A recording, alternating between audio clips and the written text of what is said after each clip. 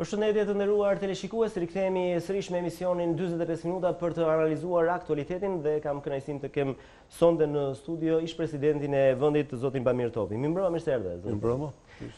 Besoj është një situatë politike shumë e zhurmshme, le të themi. Nuk e di se sa do ketë rezultate gjithë kjo zhurmë, por ju si e shikoni këtë fillim viti politik me kaq shumë çështje që lidhen që nga anti-KÇK, që nga reforma zgjedhore, që nga përplasjet mazhorancë presidencë, por në përgjithësi çfarë po ndodh në Shqipëri, në gjykimin tuaj? Pak përpara se të futeshim në këtë emision, bashkëbiseduam për diçka që vërtet çdo njeri që ka vite në politik, për më tepër unë që kam 25 vjet në politik, sigurisht jam në gjendje ta diagnostikoj situatën. Por unë nuk mbaj mend, pavarësisht që shtetet dhe institucionet e Shqipërisë kanë kaluar situata më të vështira të rritjes tyre, nuk mbaj mend situatë më konfuzionale. Pse? Sepse në rast se do të analizojmë një për një situatën, së pari ka një pozicionim paradoksal të kreut të mazhorancës, i cili është dhe kryeministër. Në çdo dalje publike, në çdo ligjërim politik, dhe mbi të gjitha në çdo vendimarrje, i është krijuar ideja, tashmë e kthyer në delir, që është udhëheqësi shqiptare. Në mënyrë absolute, një kryetar qeverie, po ky është një term që e përdorin gjithë kryeministët shqiptarë. Do thotë që të gjithë... Jam zgjedhur për të udhëhequr, jam këtu udhëheqësi shqiptare... Jo, më rezulton, Denis, cili është pozicioni kryeministrit? Më rezulton që ky lloj ligjërimi politik ka ndodhur mbas 2008-s. Para 2008-s, çdo kryeministër ka qenë në një farë mënyrë i varur nga situata politike, nga konjunkturat politike, madje donim s'donim, pavarësisht që ndjehesh i fuqishëm në krye të mazhorancës politike, të gjithë kryeministët e para vitit 2008 kishin në konsiderat atmosferën në kuvendin e Shqipërisë. Mbas vitit 2008, gjithçka u transformua dhe jo rrallëherë unë kam thënë që sot nuk kemi një Shqipëri parlamentare, kemi një Shqipëri kryeministrore. Dhe duke marrë shumë pushtete, natyrisht të cili do që tjetë. Për më tepër, lider politik që janë të predispozuar për delir, kthehen dhe i atribojnë vetes të drejtën për të folur si duan, për të marrë vendime nga më të çuditshmet, për të neutralizuar institucionet, dhe më thatë pse është situatë konfuzionale. Spari është në mendjen e aty që janë vendimarrjen politike. Pra, një kryeministër i cili ka parlamentin nën këmbët e tij. Absolutisht. Këtë s'mund ta vë askush njeri në dyshim. Ka jo vetëm një mazhorancë, por kohë mbas kohe ne kemi parë që te kalon me lehtësi 84 votat. Që do thotë që te kalon në vendimin e cilësuar që sipas vlerësimit kushtetues, ndërtimit kushtetues, 84 vota pse janë bërë? Janë bërë për të kontrolluar vendimet abuziviste të kryeministrave. Zoti president, po ty më pres, po këtu është përgjegjësia, siç pak në thonë dhe shumë analistë, përgjegjësia e madhe është e opozitës që ja la terrenin të lirë këtij kryeministri. Do vi dha, mos ke marrë, se nuk do kurse opozita. Jo, dua të them që kjo punë 84 votash nuk është se Rama i mori në 2017. Të lutem do të më lejosh të analizoj, sepse këtë lloj analize unë vi për ta bërë në studion tënde edhe për një arsye. Sepse kemi bërë gjithmonë një bashkëbisedim normal e para, dhe e dyta, shoh që me kalimin e kohës, të gjitha hapësirat në studiot televizive janë mbyllur. Kështu që shpeshherë kam një betejë psikologjike me veten. A ja vlen të dal për të pronësuar? Del, thua gjithçka, madje thua mbi bazën një eksperiencë të gjatë, mbi bazën një analize politike që vjen jo thjesht nga struktura intelektuale, po vjen edhe nga eksperjenca, e përplasjeve politike në Shqipëri, dhe se dëgjon askush. Po. Dhe dini që kanë paralimuar me kohë gjërat që po ndodhin sot. Pra, konfuzion për sa i përket vendimarrjes. Po. E dyta, neutralizim i institucioneve. Vetëm sot, dje sot, ju keni intervenimin e gjykatës Venecias, Po. për të zgjidhur një problem që mund të kishte zgjidhur gjykata kushtetuese. Dhe të gjitha qëndrojnë në kuadrin e alibive. Pse? Gjykata kushtetuese ka qenë një gjykatë shumë dinjitoze. Gjatë kohës që unë kam qenë në parlament dhe kam qenë në presidencë. Madje askush nuk mund të qahet nga gjykata kushtetuese, sepse mjaft çështje të ngritura edhe nga ish opozita, Po. janë miratuar si një drejt legjitime atyre që kishin bërë kërkesën, në kundërshtim me mjaft vendime që merrte ish kryetari i mazhorancës djesme. Sali Berisha, apo jo? Po. Janë disa Dhe ligje. është emblematike historia e marrëveshjes detit. Patjetër. 9-0 do mbetet në histori. Pra, si më vendimare. thoni sot, unë si qytetar, dhe pa dashur të jem interpret i tjerëve, sepse këtu bën interpret kollaj të interesave të njerëzve. Se cili njeri e ka zgjedhur të jetë apolitik, të jetë politik, të shërbesi militant i një partie politike, të qëndrojë indiferent, unë jam duke bërë analizën time. Po. Tek e fundit, si një qytetar normal i Republikës Shqipërisë, unë e kam të pamundur në një situatë X që të marrë një përgjigje për një problem Y. Zoti president, duhet t'ju ndërhyj pak kur sepse ka shumë tema që besoj do t'i doja t'i zauroja me ju. Kur thatë për parlamentin që është nën këmbë të kryeministrit, besoj nuk ka qytetar që nuk është dakord me ju, por një deklaratë dje ose pardje mos gaboj e presidentit Meta që parlamenti duhet vetë shpërndahet. Ç'do të thotë? Se nuk e Kur ta keni zotin Meta, pyetni zotin Meta. Po. Këtu keni zotin Topi dhe do të jap përgjigje pa asnjë lloj autocensure.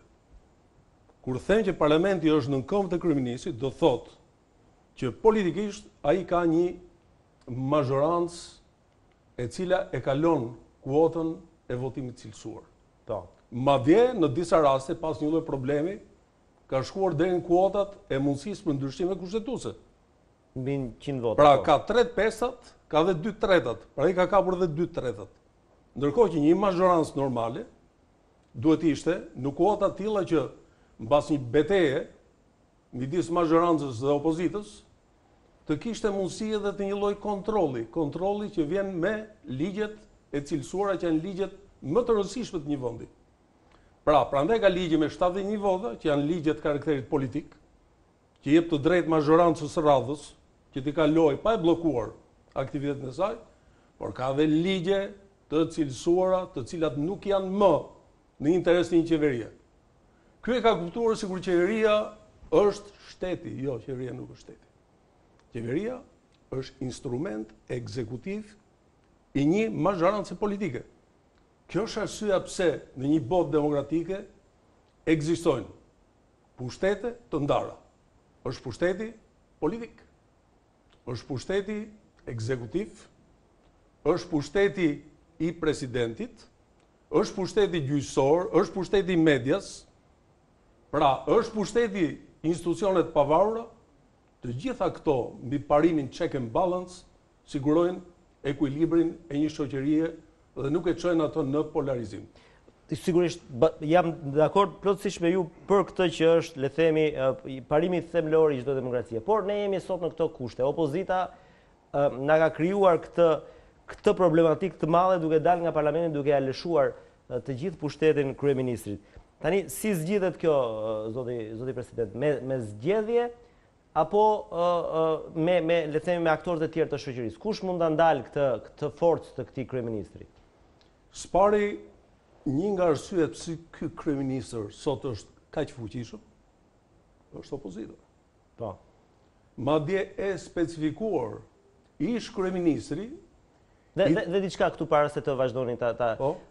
Përderisa është opozita përgjegjëse, një nga arsyet. Është edhe opozita përgjegjëse. Kjo për shkak të gabimit të saj nga, le të themi, nga pakujdesia ose nga keq llogaritja e situatës, apo është bashkëpunëtore e këtij kryeministri? Si e gjykoni?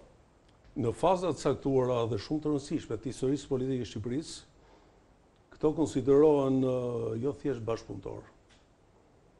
Në një term internacional do i quaja komplice, bashkëfajtor. Sepse kjo më jep drejtën që ta rimarr në konsiderat këtë temë, sepse edhe sot që po diskutohet për çështjen e ligjit zgjedhor, kemi një prononcim të ish kryeministrit Sali Berisha, i cili i qëndron fort paktit me Ramën të realizuar në prillin e vitit 2008. Pra do thotë dhe një distancë kohore prej 12 vitesh nuk ka absolutisht asnjë lloj reflektimi. Që do thotë që nëse ka një pozicion të tillë në opozitë dhe me shumë probleme, nuk është faj askujt. Faj tyre. Sepse mbas 12 vitesh, në rast se ti ke konstatuar që ke bërë gabim diçka, tenton ta rregullosh. Dhe ligji për reformën zgjedhore ja jep të mundësi opozitës. Pse? Sa herë ne kemi pasur probleme të rindërtimit të kodit zgjedhor, ka një klauzol që Partia Socialiste dhe Partia Demokratike kanë drejtën e vetos. Dhe si rregull gjithmonë është marrë në konsiderat një propozim i opozitës. Nuk shoh asgjë. Dhe nëse bëhet fjalë dhe në rast se ka akuza për vjedhjen edhe deformimin e rezultatit zgjedhor, në mënyrë absolute nuk ka një krah. Përfituaroni, Partia Socialiste, Partia Demokratike kanë ndërtuar dhe vazhdojnë të mbajnë në këmbë komisione politike. Çfarë do thotë? Do thotë që edhe në deformim në rezultatit kanë qenë së bashku. Atëherë çfarë mund të thonë partitë e tjera që konsiderohen partitë e reja, partitë e vogla, që janë futur në presën dhe në ingranazhet e coptimit të votave nga këto dy parti politike? Tani është krijuar një situatë e tillë, prap sulmojnë njëra tjetrën dhe prap qëndrojnë në atë lloj vendimarrje, ata e kanë dorë. Zoti Topi, meqense më kujtuat një deklaratë të zotit Berisha, një deklaratë që ka bërë buj, ai tha që Rama rrëzohet vetëm me revolucion dhe jo me votë. Sipas jush, që e njihni shumë mirë, është përthim emocional apo fatalitet për të pranuar humbjen, sepse edhe unë edhe ju e dini shumë mirë, po edhe qytetarët që këtu pushteti me dhunë nuk ndrohet, sepse e kanë treguar rastet në të teta ngjarje të kësaj natyre. Çdo të thotë mos ta mundësh dot Ramën me votë, është fatalitet që e pranon Berisha që kjo opozitë është e paaft apo është një shpërthim emocional? Denis, unë nuk futem të interpretoj gjendjen qoftë politike, qoftë fiziologjike, qoftë emocionale të dikujt tjetër, jo. Jo, po thjesht si parim, a mundet kjo opozita? Unë kam parime jashtëzakonisht forta demokratike. Unë njoh rotacionin nëpërmjet votës. Dhe në rast se ti je një nga dy përgjegjësit dhe nga njerëzit më të rëndësishëm për të vendosur mbi fatin e një ligji zgjedhor, do të thotë çdo deformim që ka ardhur tek ligji zgjedhor ka edhe firmën tënde. Dhe unë nuk arrit ta kuptoj, kujt ja hedhin fajin këta. Faji është reciprok. Pra të dyja palët duhet bëjnë një mea culpa, sepse më shumë se kanë të drejtë të kërkojnë, se që ndodhi me votet e tyre i kanë partitë e reja, partitë e vogla. Kush futet në mekanizmin e tyre, në këto ingranazhe, coptohet. Pra unë mendoj këtu është një problem shumë i fortë i funksionimit të demokracisë. Çfarë themeni, si duhet të ndërtohet parlamenti kur deformohet qysh në fillim? Sepse pastaj të vinë të gjitha institucionet përdor nga parlamenti. Pra përfituaroni ne kemi ndërtuar një themel jashtëzakonisht të dobët, dhe jo në kuadrat, dhe sa më shumë ti shton katet e kësaj ndërtese, aq më shumë rritet predispozicioni dhe probabiliteti që kjo ndërtesë të rrëzohet. Pra unë mendoj që në rast se ka bashkëpërgjegjës dhe janë në të njëjtën valë, dhe them këtë pas një lloj më dyshje, dhe e kontrollojnë situatën politike, dhe do ta kontrollojnë situatën politike, në rast se do të lejohen që të vazhdojnë në këtë mënyrë, e janë ata që kërkojnë që të bëjnë o rotacionin, ose të konsolidojnë për fatin e keq, primatin e të qenurit në opozit.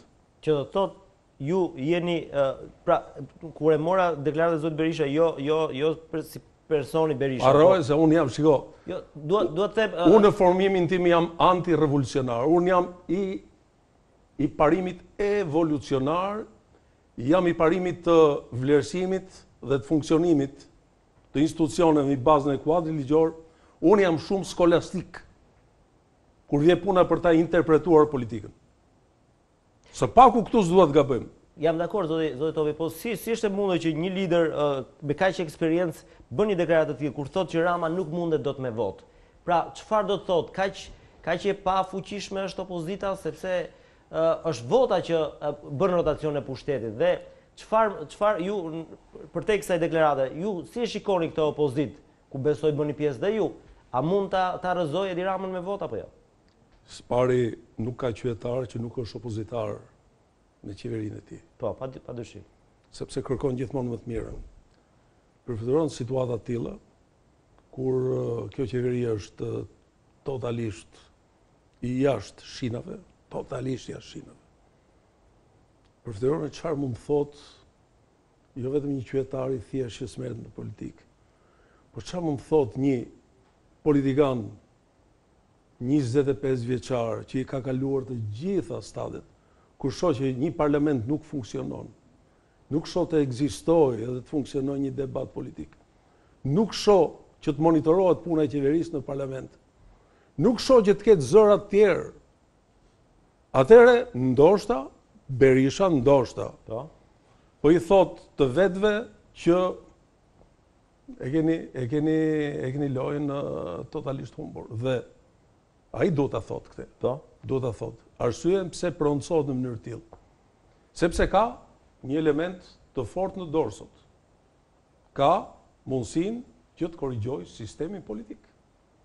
Ka mundësi që komisionet të mos jenë më bipartizan me njerëz militant politik, po të fusi intelektual, të fusi profesionist. Në mënyrë më absolute duhet të ketë një mea culpa të fortë për nxjerrjen e opozitës jashtë institucioneve. Dhe me sa duket ai ka parë që gjatë rrugës përveç fizionomisë së zotit Rama, i cili kërkon të marrë gjithçka, pas një lloj pengese. Shikon edhe një pamundësi për të rikuperuar atë dëm që është krijuar opozitës nga largimi, abandonimi i institucioneve. Ju si keni parë, sepse është e vërtetë ajo që thoni zoti Topi që në çdo reformë opozita është i vetmi ligj që ka një peshë të madhe opozita dhe madje propozimet e saj shpeshherë janë bërë ligj të kodit zgjedhor në shumë periudha dhe besoj ju keni qenë dëshmitar edhe vite më parë kur keni qenë dhe kryetari i grupit parlamentar dhe i dini si funksionojnë këto lloj ligjesh. E njoh mirë këtë situatë. Janë disa propozime që në pikpamje ligjore duken pak të çuditshme. Për shembull, krimi i qeverie jo politike 3 muaj para zgjedhjeve që duhet vendoset në kod dhe me këtë edhe drejtori i përgjithshëm i policisë duhet të jetë 3 mujor teknik dhe ai duhet të ketë mundësi të ndrojë të gjithë drejtorët e Republikës 3 muaj dhe kush fiton pastaj i vendos prapë nga e para në rast se është në pushtet dhe kush në rast se vjen opozita vendos. Si duken këto propozime? Janë gjëra të qarta sepse juristët i shohin si të pamundura. Të paktën në aspektin ligjor, jo në aspektin Ju thash në fillim bisedës që jemi një vend me një politik totalisht në konfuzion. Ju thash që kam parasysh sjelljen e kryeministrit. Po. Madje parantez është bërë një lloj sondazhi a njihen ministrat. Po. Me drejt nuk njihen ministrat. Sepse nuk operohet si ekip. Njihet vetëm kryeministri. E 2-3 ministra që janë politik. Por, në rast se flas për konfuzion, fus patjetër edhe pjesën e opozitës institucionale. Vetë opozita është në konfuzion. Pse? Është në konfuzion sepse është me të drejtën dhe atributet e vendimmarrjes për gjëra normale dhe shkon e eksperimenton. Njëherë eksperimenton 2017-ën, dori bosh. Tani thot zgjedhjet parakoshme. Unë nuk arrit kuptoj mënyrën absorbimit të kësaj shprehe nga Zoti Rama. Po në rast se Zoti Rama i thot mbas një muaji opozitës, dakord, shkojmë në zgjedhjet parakohshme. A janë gati? Po këto thonë ata që Kur? me qeveri teknike 3 muaj një Kur? qeveri. Si kur? Ky është propozimi që nuk e di. Po mirë, më çështje e tyre sepse unë nuk jam Po. as në qeveri as në opozitën e institucionalizuar. Jo, doja. Por jo, një sekond, se duhet të themi gjë tjetër. Po. Pra, shpeshherë gjërat e thona në mënyrë abuziviste e mbushin, kalon koha dhe vjen viti 2021. Po. Apo vjen viti 2021, jemi 2020. Jemi gati, po futemi në vit elektoral, gati avash avash. Pra, në vend që opozita të fillojë të strukturohet si duhet, të marrë çdo lloj resursi politik, efektiv, substancial. Pra, të marrin në konsiderat ku janë hallet këtij vendi. Më thoni si mund të ketë halle më të mëdha ky vend kur nuk ka institucione. Cila mund të ishte betejë e opozitës, por nuk e bëjnë dot, sepse në të njëjtën mënyrë ka vepruar dhe mazhoranca e djeshme. Si ka mundësi në problemin më të fortë që ka një shoqëri, çështja e pronës? Për të gjithë pronarët nuk ka mundësi kompensimi as financiar dhe fizik.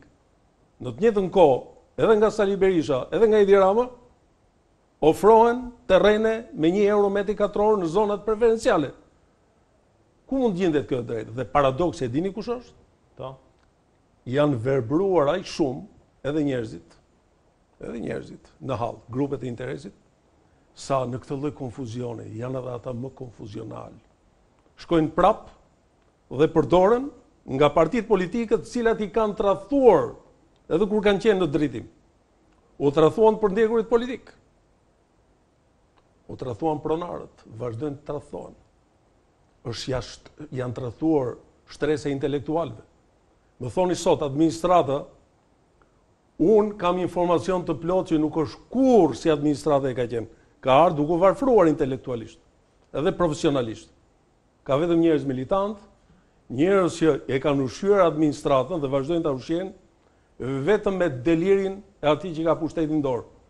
Atëherë kjo administratë është e një individi apo është administratë e shtetit shqiptar? Dhe paradoksi është shumë i fortë, në kohë që ti ke një sfidë shumë të madhe për të integruar në Bashkimin Evropian, ti varfron administratën. I ndron, kam informacion, edhe grupet e ekspertëve negociatorë që janë futur në guidën e ekspertëve të Bashkimit Evropian për vitesh dhe hiqen politikisht. Zoti Topi, për të kthyer pak edhe pak çaste tek reforma zgjedhore. Pra, ju nuk shikoni asnjë propozim që mund të se le të themi mbi bazën e këtyre propozimeve do shkojmë, do kemi në 15 mars, nuk e di sa është e mundur që në 15 mars të përfundoj reforma, se këtu çdo gjë zvaritet, po cila është prognoza juaj? Përfundoi kjo reformë, ç'ndodh pastaj? Denis, mos pritni që 2 bashkëfajtorë të cilët kanë monopolizuar jetën politike në vend të hapin lojën për tjerët. S'duhet të jeni naiv. Ta 2 bashkëfajtorë janë Rama dhe Basha? Absolutisht, unë nuk flas thjesht me emra, sepse e njih natyrën time. E qartë, por them unë flas me institucione, Po. Është kryetari i mazhorancës dhe e kam vështirë të them kryetari i opozitës sepse nuk e di se kush është kryetari i opozitës. Pra vazhdon dualiteti Basha-Berisha. E kam shumë vështirë sepse janë shumë vendime janë ambige, nuk e merr vesh. Po. Mos kujtoni se e them këtë me ironi. Jo, jam po ju pyet sinqerisht sepse vajti 7 vite zoti Basha aty në atë me keqardhje të madhe. Sepse çfarë do thot nesër nëse humbet prap? Çfarë do thot nesër? Dhe nuk më intereson fare ndjesia apo statusi emocional i kryetarit të opozitës në arsye humb. Po ku do shkoj fati i këtyre njerëzve që po ikin ditë ditës? Ku do shkoj fati i grupeve të interesit që kërkojnë diçka dhe nuk e gjejnë dot? Pastaj të them diçka si njëri i medias. Të bën përshtypje se dhe ju e keni emision e mëngjesit. Po. Shikoni 2 profile të ndjeshmërisë publike në mëngjes dhe në mbrëmje. në mëngjes është zëri i hallexhive, i qytetarëve. Po. Ajo është fasha orare kur të mëdhejt Tregojnë hallet e tyre. njerëzit që i kanë rregulluar punët e tyre janë në gjumin e rënd të mëngjesit. Po. Ata janë çuar, sepse janë hall. E kanë pasur ata akses të marrin telefon dhe ti kur ndëgjon emisionet e mëngjesit kafe të malle. Kur shef emisionet e mbrëmjes ose shef opinionist të paguar mirë nga politika, disa paguan nga qeveria, disa nga opozicia, nuk është shumë e vështirë për ta kuptuar. Dhe në fund do të shofish në çdo mbrëmje do shoh një ekzibicion. Pra në mëngjes shikon hallet, siç ishte radha e qumshit dikur, në mbrëmje shikon teatr. Dhe nuk të duan shumë ditë, brenda një dite. Merr ditën e ejte, shif emisionet e mëngjesit, bëj një jumping me telekomand dhe shikoj në të njëjtën mënyrë emisionet në darkë. Pra diku flet populli, diku flet paria. Paria. Dhe sot unë e kam shumë vështirë në Shqipëri të përsaktoj kush është në drejtimin politik të vendit. Janë opinionistët apo janë politikanët? Nuk shoh politikanët. Në dorë fatin e politikës ka marrë opinioni, marrin si duan, flasin si duan. Është e drejtë, unë do doja në rast se do kishte një përplasje të fortë të opinioneve realiste, atëherë do ishte mirë pritur. Po në fund fare pastaj i shikoj që janë të kanalizuar, dikush këtu, dikush atje. Zoti Topi, komentojmë pak sepse nuk u kam parë ose pak ndoshta është dhënë mundësia për të komentuar këtë operacion të gjerë anti-KÇK të policisë shtetit, por që tashmë po shoqërohet edhe me një fuqizim të policisë. Janë disa ligje të reja që pritet të miratohen në parlament, si le të themi hapësira që jepet policisë për të përgjuar, apo dhe ligje të tjera që e forcojnë rolin e policisë. Çfarë po ndodh sipas jush dhe pse në këtë moment kryeministri, qeveria vendosi të ndërmerrte këtë aksion? Sinqerisht nuk mund të bëhem interpret i vendimit që kryeministri ka marrë për të etiketuar dhe për të marrë një aksion të kësaj natyre. Unë di këtë që formimin tim, që shteti, institucionet e shtetit, për më tepër në një vend të vogël si Shqipëria, që muaj mbas muaj ka një popullsi që vjen dhe i ulet, ku mund të konsiderohet si 1/3 apo 1/4 e popullsisë e një kryeqyteti evropian. Të mos jenë gjendje që ta luftojnë krimin ditë mbas dite. Që të thotë në kaq vite, në rast se ka një përgjegjësi të drejtë për drejtë, është përgjegjësia e politikës ekzekutive të këtij vendi. Që nuk i ka bërë prevencion lindjes, evoluimit dhe lulëzimit të krimit e para. Është vendi vogël apo jo? Mirë, Mazhancu thotë më mirë vonë se kur, thotë. Të lutem më le të interpretoj. Tani, po të themi më mirë vonë se kur, tani tash çdo njeri që ka lind do vdesë apo jo. Po, ç'të ke që ka, ç'rësi ka kur fillon? A është i sinqert ky aksion? Mos pritni që unë të them që është gabim që po bën këtë për të luftuar krimin, ëh? Po them të kundërtën. Unë them për ta luftuar krimin qeliz. Apo jo? Dhe përpara se të jetë një moment krenarie për aksion e radhës, të jetë një moment reflektimi që ku keni qenë deri tani? Çfarë keni bërë? Nuk po futem të sintonizohem me zëra të tjerë që thonë që shumë prej këtyre, që janë me emër mbi emër, kanë qenë afër politikës. Edhe përpara se ta merret pushtetin, po edhe masi kanë marrë pushtetin. U bën dy ndorë apo jo? E treta, që është shumë e rëndësishme. Çdo gjë bëhet mbi bazën e një rrjeti institucional.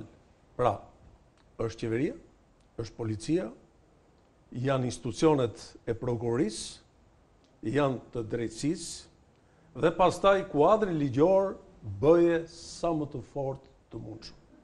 Është shumë e rëndësishme që të mos dalë në mënyrë absolute dhe krijohet një psikozë, sikur në këtë vend pavarësisht që bëhet e gjithë politika bashkë për të bërë ndryshime kushtetuese dhe për të ngritur institucione shumë të rëndësishme, vjen një zot tjetër që është supervizori i gjitha gjërave tjera, që ndërhyn si doj në një proces që mund të ishte atribut institucioneve të reja. Tani unë dal tek pyetja tjetër. Mërzotëri ke 7 vite. Ke 7 vite kryeministër. 7 vite kryeministër në një vend tjetër demokratik, në rast se ti e merr si një element që ka lind tani, atëherë njëri tjetër në një vend demokratik nuk të voton më. Ju e dini që atje bëhen gjeste jashtëzakonisht qytetare, politike, për gjëra fare të vogla, tjetri jep dorëheqjen dhe ikën. Por duket sikur çdo gjë bëhet tani për spari, çdo gjë që është bërë keq është bërë nga ata të tjerët, çdo gjë që nuk ka funksionuar si duhet është faji të tjerëve. Po fal po, ti ku jeti? Ku ha bukur? Për oratori. Kemi dëgjuar ne, unë jam një asaj periudhe, e kam kaluar atë periudhë. Madje nomenklatura komuniste dilte më rrallë për të folur, se kishin instrumentat e veta të propagandës. Por një vend që të mbushet me kaq shumë propagandë, e koncentruar në zërin e një njeriu s'kam parë kurrë. Kur ti flet pafundësisht për gjëra që do t'i bëjmë, do thotë që si ke bërë. Si nuk o pash një nga këto politikanë që të flasi për institucione, zonë? Ti thot popullit të dali, parlamenti, çfarë instrumente ka në dorë, të ftoj opozitën të futet një betejë të vërtet për forcimet e demokracisë së shtetit. Jo, edhe këtë se kam parë. Pra unë e shikoj, kur vje puna për të luftuar krimin, natyrisht që është i gjithë aprovimi im si politikan dhe si qytetar. Problemi është që të shohim pak retrospektiv. Faj kujt është më? Se s'kam funksionuar. Profesor Topi, duhet... Më falë, sepse mund dalim prapë pas një viti, 2 vitesh. Që të thonë edhe për ne gjëti, ta fillojmë nga e para. Ku jemi ne ku ta fillojmë nga e para? Lodër fëmijësh është kjo?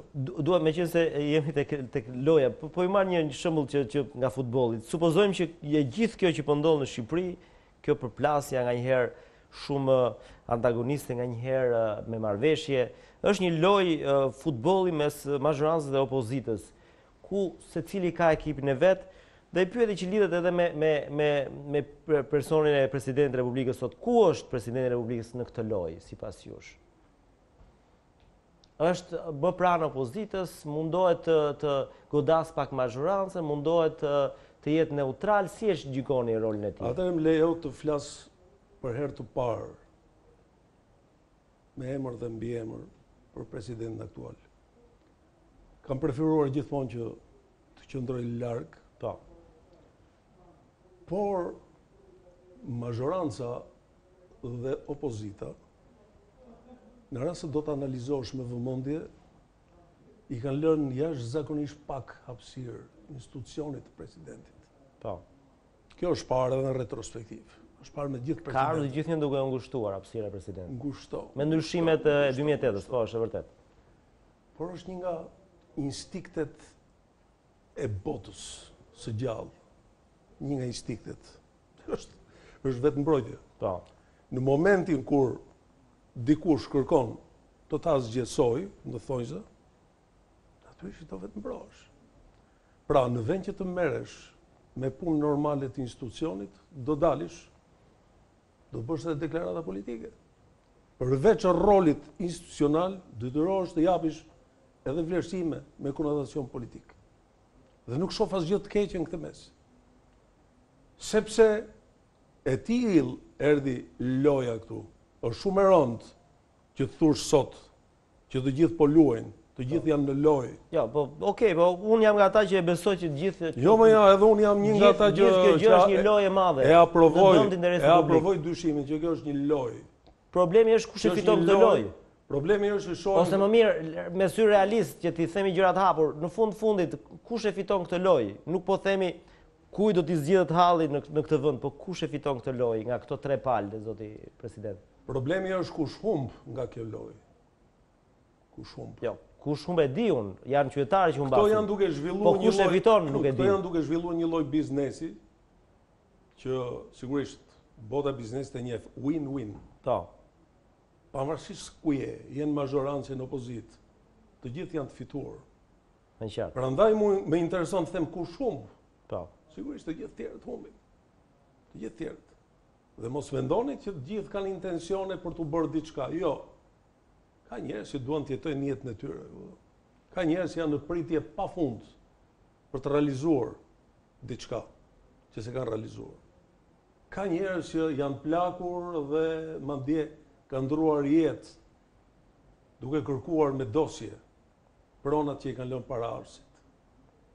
Ndërkohë që dita ditës informacionet janë që tjetërsohen prona. Apo jo? Po. Dhe tjetërsohen jo vetëm pronat e ish pronarëve privat, por edhe pronat shtetit. Madje stimulohen në këtë betejë biznesi win-win, politik, biznesmen, është shumë e thjeshtë. Më falë të lutem, ose shumë e rëndësishme, është shumë e thjeshtë. Pra, të thuash që unë nuk e di, do thotë që nuk je i vërtet. Shumë Afrike. Shko, nisu këtu, nuk du të përmend vende, nisu këtu, nisu atje, nisu atje.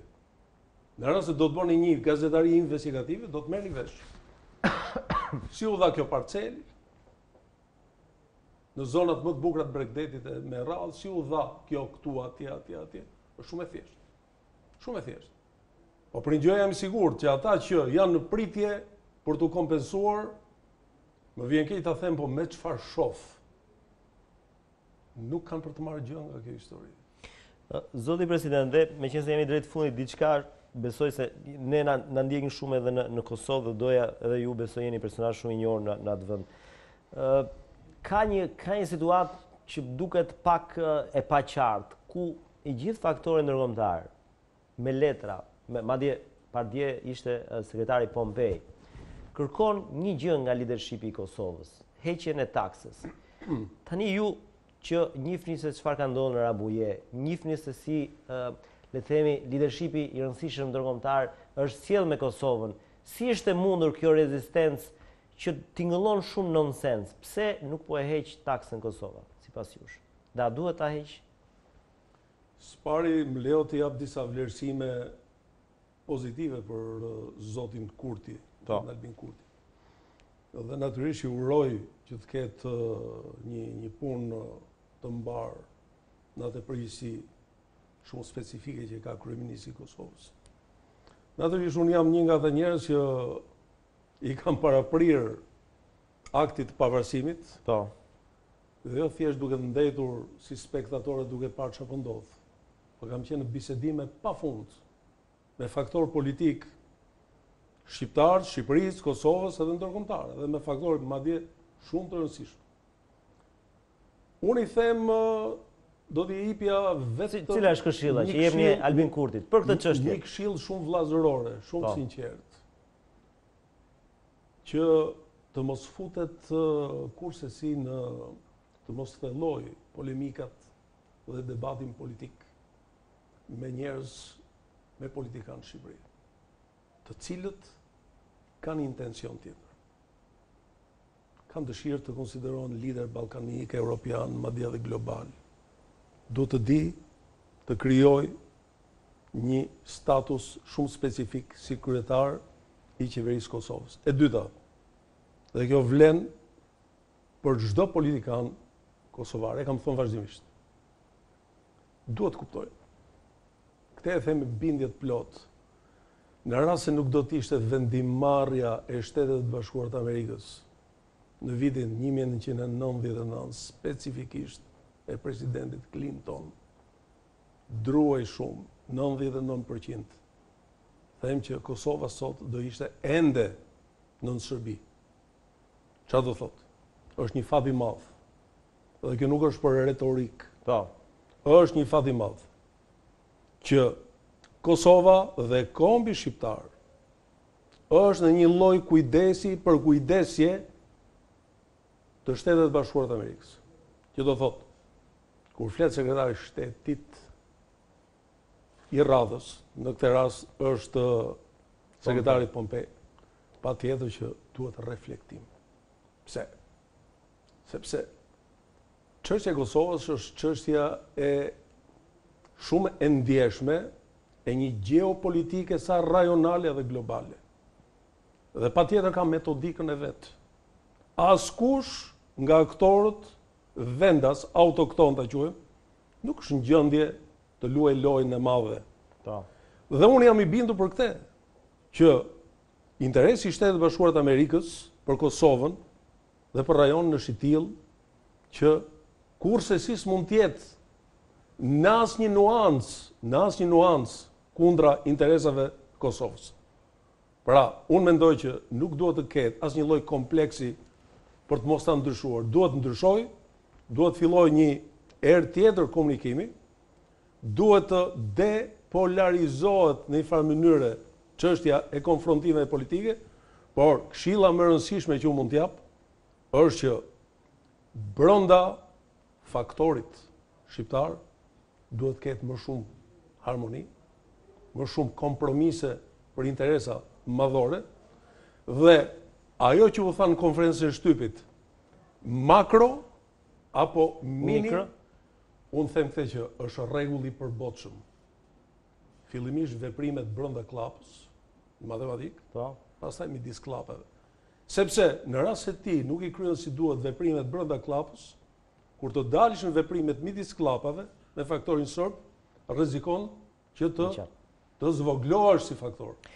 Profesor, dhe besoj kemi ardhur në fund, ka qenë një intervistë shumë e këndshme, shpresoj të kemi sërish, besoj do ju ftoj edhe në muajt në vijim. Unë falenderoj se je i vetmi që ftot, të tjerët kanë bërë blok. Faleminderit dhe një kënaqësi. Të nderuar teleshikues, kemi ardhur në fund të bisedës me ish presidentin e Republikës zotin Bamir Topi. Natën e mirë dhe mirupafshim.